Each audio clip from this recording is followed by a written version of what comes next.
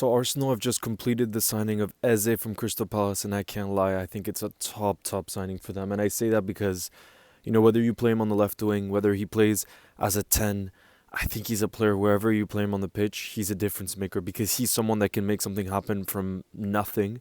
And that's something that Arsenal, I think, really were missing in their team. So I think he can be that kind of X factor player. And defensively, I would say they're arguably the best team in the league. So that I think they needed some of that attacking spark. Obviously, they brought in Gyökeres, they brought in Madueke, but for me, Eze might be, for me, he's the one that I look at and I'm like, yep, he's for me the biggest difference maker in terms of what I think he'll bring to the team.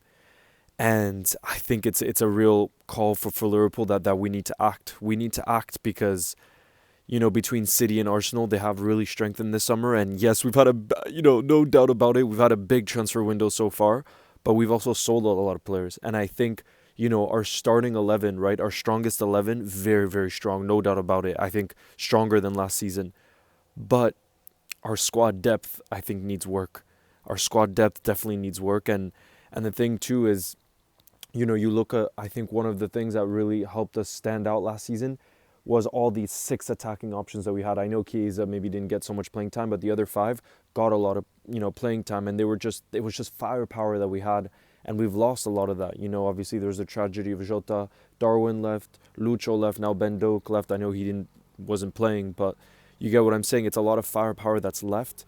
And yes, Isak obviously is the dream. Like, you'd have to be dumb not to want Alexander Isak. But my only concern is, from the reports that I'm seeing, it seems like from last summer we had this like plan A opportunistic signing of Zubimendi, and if it wasn't him, it was just bust. Like, we didn't have a plan B. I'm a little bit worried that with Alexander Isak, the way this could drag out to the very last day of the transfer window, if it doesn't end up happening, that we don't have that kind of plan B option. I'm obviously going to trust the process, but I do think this Arsenal signing is a wake-up call again to just say, like, the league is going to be the most competitive it's been, and if our ambition is to win it, then we still have business left to be done this window. And I think minimum an attacker, minimum a defender, a centre-back. Obviously, all of us would say, if it's Isak and Guehi, obviously we'd be over the moon. We'd be ludicrous not to think so. But I'm just saying, as each day goes on, there's less time to go in the window. And both Crystal Palace and Newcastle are just difficult clubs to deal with. Like, Crystal Palace just brought in major money now for Eze. So that might make them less desperate. Well, not desperate, but yeah, to sell Margehi, and we'll have to see what ends up happening. So let me know how you guys are feeling in terms of the Eze signing to Arsenal. Do you think he's going to end up being a top signing? Do you think it changes your look at the title race? Because, like I said, for me, of all the signings Arsenal have made this season, I would say he's the one that I'm the most sure will be a difference maker for them. For example, Gyökeres, I think he could be a big hit in terms of a top super goal scorer, or not quite work because he's a player where the system needs to be built around him, I think.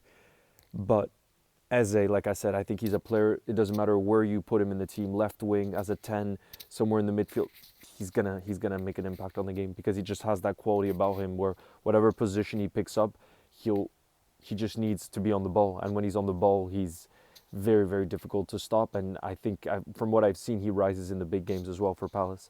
So that's a huge coup for Arsenal. And it's just crazy to think that if Kai Havertz hadn't been injured, it seemed like Spurs would have gotten him. It's literally the injury of Kai Havertz, it looks like, is what pushed them to hijack the deal from Spurs, which is kind of crazy when you think about it. But I'm just praying right now that we do act and we really, in the end, we find a way to get Alexander Isak and Guehi. I know those are like the dream options, but I just really hope that we do have backup plans in case, because I think if the window ends now, as good as like those 4 specific signings are, that probably will be starters this season in Frimpong, Kirkez, Verts, and Ekitike.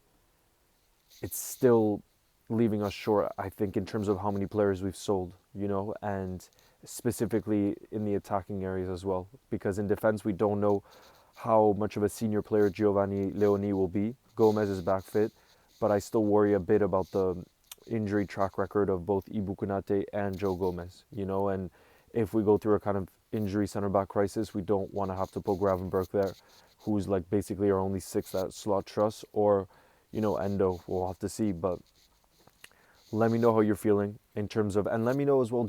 How many more signings do you think we need this summer? Like I said, I think minimum two, and I'm just a bit surprised that right now I feel like depth is what we need, whereas it looks like we're going for like plan A dream signings in both positions. And what I mean by that is Isak would definitely be a starter, and I think Gehi probably would be a starter too. So we're kind of reaching for the stars right now, and it seems a little bit dangerous this late in the window.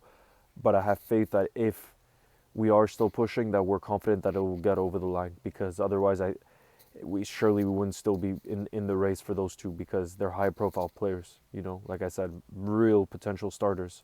I mean, they should be starters, both of them. But yeah, guys, fingers crossed we don't have that much time. And yeah, let me know how you feel about everything, and as always, thank you for the support of this channel. Thank you very much, and I will see you guys in the next one. Have a beautiful rest of your day, guys. You'll never walk alone.